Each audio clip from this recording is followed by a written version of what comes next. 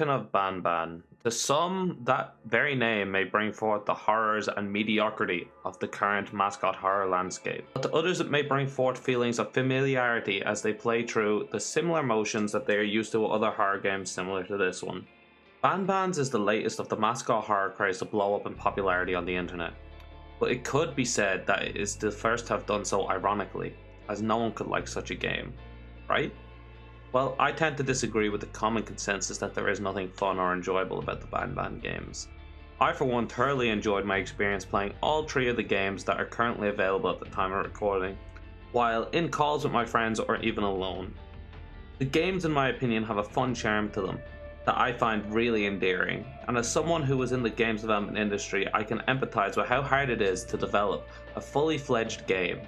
Of course, I am not here to take away from the genuine flaws the game has, and if you do not enjoy the experience with these games, then that is your right, as everyone can have their own opinion. All I am trying to do with this video is shed some positive light on a franchise that I feel is overhated for reasons mostly outside of the game's controls. These videos will be broken down into sections based on the currently released games, and in these sections I will discuss everything from the story, the game mechanics, and even the community reaction.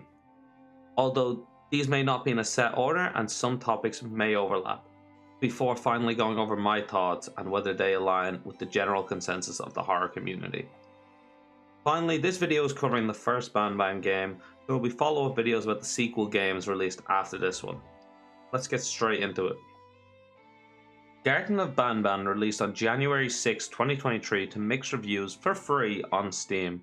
The game sees you play as a parent trying to find their missing child in the world of BanBan's kindergarten. Upon arrival, the player is introduced to the game's main and honestly underutilized mechanic, the drone. The thought of controlling this drone to help explore the abandoned kindergarten is a really fun idea that I feel the game absolutely does not utilize correctly, or more so to its full potential. Imagine, for example, you could do a distraction mission with your drone trying to sneak past the Appeal bird. That is just an idea I came up with on the spot while writing this script.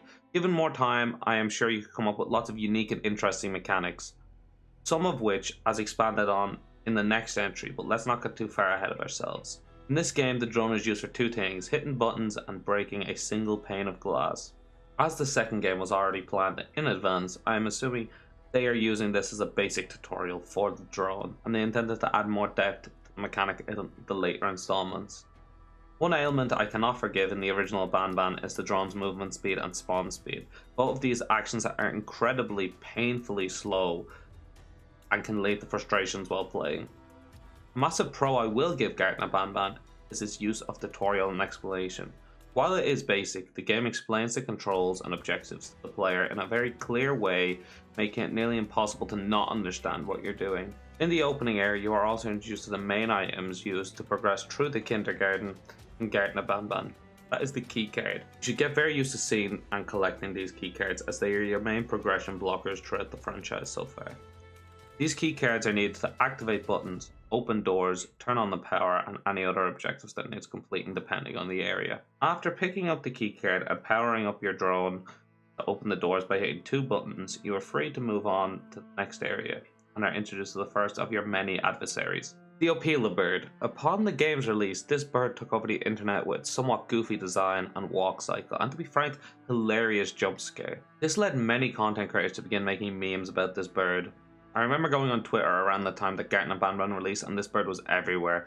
As someone who had no idea about Garten of BanBan when it released, I was very confused, but still found the character kind of funny. Now, while my description of the Appeal bird may have sounded harsh and critical, I want to assure you it's not. I find the bird has the same advantage that the rest of the game comes with when it comes to its charm. The Appeal bird character is charming and it is goofy, which I expand on later in this video. I find leaning to the goofy style and charm in this series to be the biggest strength. Now, don't get me wrong, while the Appeal bird can look goofy, it can also look absolutely terrifying in the right situations. The developers just do not bring these situations around nearly enough. I found myself quite creeped out as the Appeal bird walks around slowly using the slow walk cycle rather than its silly sprint that it uses during its chase. And it actually has the potential to be a scary monster, but I also feel that if the developers leaned into this aspect of the character, it would lose some of that charm that I think keeps the game unique in the sea of mascot horror. You have a lot of mascot horror games, but this one uses humor to its advantage, I feel. At least if they leaned into it, I feel like it would benefit the game. It would stand out more. The first non-keycard or door opening related objective given to the player in the game is the Opila mission, which is communicated to the player in-universe through a large explainer board that shows the quest and how to complete it. The area this objective takes place is honestly suits the game really well, and I honestly think it works. In the game's launch, I remember hearing about the shiny textures and how out of place the play area looked.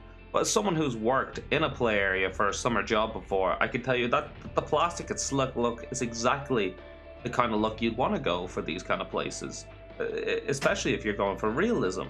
In fact, I've seen nearly identical play trees to the one found in the game in my place of work. This complaint feels very nitpicky to me, as I feel like this is how places like this often look. They do have that artificial feel to them, even in the real world. So I never really understood this complaint. It is up for debate whether that is the look they were going for, to be fair. I don't know if the developers were going for that fake plasticky look, but if they were, I feel like they've achieved their goal. When the player collects all of the eggs, they can get the card from the Opila bird, which opens the door to the opposite room across from the play area. With the drone, they can collect their hammer and progress deeper into the kindergarten. Upon entering the ball pit room, you find it empty with just a big massive hole in the floor and a couple of drawings on the opposite side wall. Using your key cards, you can activate the gondola chair to ride across to the other side and complete what is a basic but also quite smart little puzzle to open up the locked door on this side of the ball pit.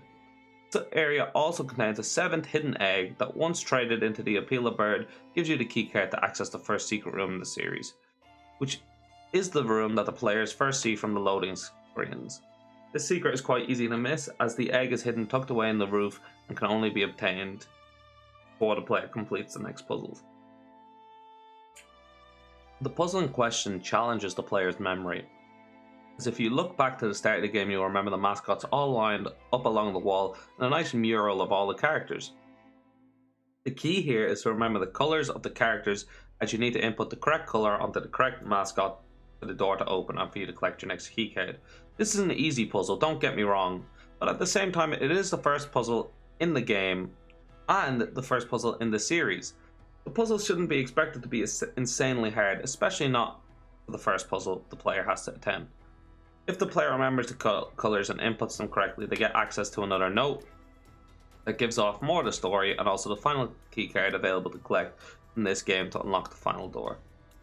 The Opila bird chase scene is the next big thing that occurs after completing the puzzle with the characters. This is one of the first of many chase scenes in the series. It starts right after you pick up the keycard from the previous puzzle and look across the ball pit to see the Opila bird riding across the gap where the ball pit used to be. And this, to be honest, is one of the funniest scenes in a horror game I have ever seen. Like, the bird is just staring at you as it rides across on a gondola chair. Maybe to some it's eerie, but I just find it very goofy, and I genuinely had a good laugh the first time I'd seen it. I do not count this as a negative though, rather I think this goes a long way to make the game stand out. At least this game is making me feel something rather than some chase scenes in other mascot horror games. Poppy's Playtime Chapter 2 comes to mind, as the final chase with Mommy Longlegs in that game is long, boring, and even less scary than the one featured here with Opila bird. I was bored and unscared during that chase scene, whereas at least here I'm laughing instead of sitting there bored and not feeling afraid. There is an aspect to fear here in how Opila bird walks towards the player, but it takes too long to reach you that it kind of loses all of its tension. Hit the button with your drone, the floor comes out of nowhere with this wild texturing glitch that I refuse to believe was intentional.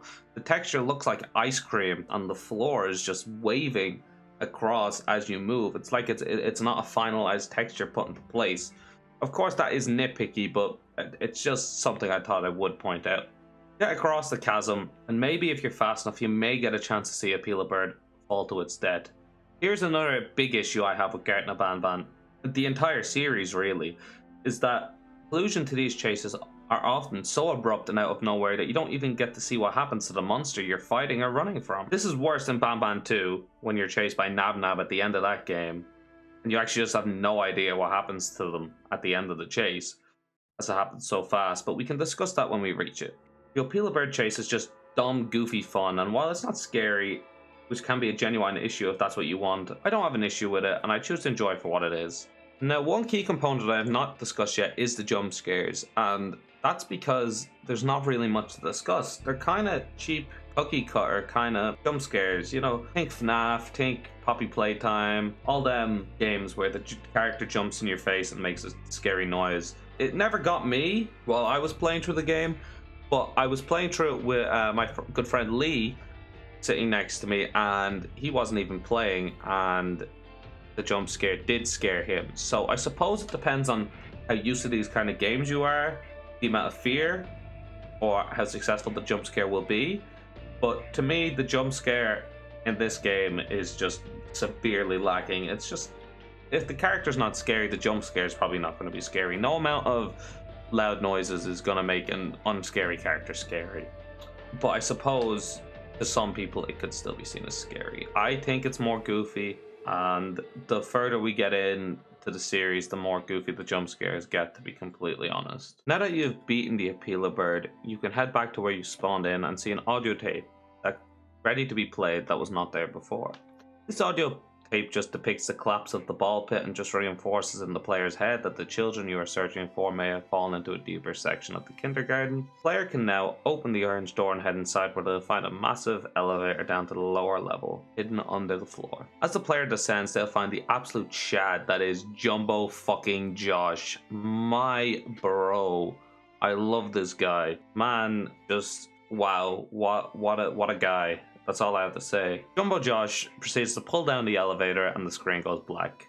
You're then immediately asked to wishlist the second game on Steam, which I don't have an issue with. You know, if you're going to make a second game, they might as well advertise the second game and get some wishlists, get some hype behind it. Sure, you could say it's not a great look, but also Five Nights at Freddy's, which I absolutely love, released like 4 games in the span of a year. So I think this is fair game. FNAF wasn't hated for it, so I don't think this should be hated for it either. What I do have an issue with is when you're pointed to the merch store straight away, which can be seen as predatory towards the younger children who obviously this game was aimed at. Now, me, obviously, I'm not buying any of this merch. Why would I? I mean, okay, the hoodie with all the characters doesn't look too awful, to be honest, but I still wouldn't consider buying any merch. Moving back real quick to my point about Five Nights at Freddy's releasing games, I feel like this series getting a complaint because of how fast they're releasing the games is quite unfair, to be completely honest, because getting these games done in this time period is just it's impressive, to be honest. No, you can hate the games all you want, you can hate the content all you want, but to say it's not a more advanced game than the original Five Nights at Freddy's, it's just a denial of reality. The 3 first games in FNAF have been pretty much stationary, whereas all the BanBan games are fully 3D and explorable. Not that there's an issue with either way of development or either content style. Like, I love the original Five Nights at Freddy's games, I think they're great, but I just want people to come at it objectively. Of course there's 2 different gameplay styles, and we are in a vastly more advanced era of making games. I just think it's worthwhile praising how Garten Of BanBan plays and how they've managed to create fully 3D rendered environments for you to explore and play around in, all within quick succession of each other, all with a unique visual style as well. Sure, there's a lot of empty corridors, but there's also a lot of unique visual elements in this kindergarten. In reality, Garten Of BanBan 1 in particular is not a bad game, and it does not do anything offensive in its existence. I believe the complaints or hatred are more based on the overwhelming disdain for the direction of the mascot horror genre, rather than complaints about BanBan in particular. The merch store, as I alluded to earlier, is an understandable complaint, but is not the first game to do this, and it should not be singled out for this. Poppy Playtime done it first, as far as I'm aware. It was one of the first big ones that done it anyway recently, and it absolutely should get the brunt of this. They started the trend, as far as I'm concerned. My reaction and the horror community reaction is a bit different. The horror community immediately took to making fun of the game for many reasons, many of which are valid, of course. Seeing it as a cash grab, not being scary, and the goofy character designs all led to an overwhelming feeling that this game is not worth the time of day, and that developers had really jumped the shark when it came to mascot horror. Being honest, I was not swept up in the news about this game, and I was incredibly confused as to why this bird was all over my Twitter feed. Being at the Five Nights at Freddy's, and this being a genre with a lot of people I followed on Twitter, they were talking about this bird and making fun of the game. It was not until 2 weeks later I actually decided to try out the game for myself, I had some free time in college after finishing up my assignment work, and I decided to download it and play it because it's free. My initial reaction to the game was mixed. I agree there was some goofy elements, but it was also very fun at the same time. It was incredibly short and inoffensive, seeming more like a tech demo than a fully fledged game, and the advertisement of the store did not really bother me. Really, I struggled to see what was so hated about the game. Sure, it was short and not scary, but so was Poppy Playtime Chapter 1, and I know that got some hate as well, but it was nowhere near the same degree. And the developers of this game were way smaller and on a way lower budget. As someone who has made a horror game tech demo for college that reaches roughly 30 minutes of gameplay for 100% completion, I could absolutely empathize with the developers, and to see something you worked hard on being destroyed on the internet because it was released at, truth to be told, just the wrong time for the genre that it released in, it's quite unfair. The hatred and the vitriol would continue and get worse as we reach the second game in the series, but I will leave a discussion for that for the video about the second game. I am less favourable on the second game in the series myself, and I will explain that in the second video. But I do just want to put it out there that I think a lot of the complaints about the second game are more valid than the complaints about the first game. The first game was free, and the first game was setting everything up. The second game was just not good, but we will get into that and I will explain it in the next video. I hope you enjoyed the video, or at least heard me out in my reasoning. If you disagree, that is completely fine, of course, and I want you to be able to tell me why in the comments below. Discussions like this allow for the developers to get accurate and fair feedback. Let me know what you thought of the video as well, as this is the first video I've ever made that's like this, and I would like to know where I can improve or what you liked or disliked. That's pretty much everything about this wrapped up. I think I articulated my points on Garten Of BanBan 1 and why I don't think it's as bad as everyone says it is pretty well. That's everything for me at the minute. Regular content's going to be coming back with shorts daily, Monday to Friday, and then Saturday potential videos or streams. It's one or the other most weeks. So yeah, I'll see you guys in the next video. Thanks for watching.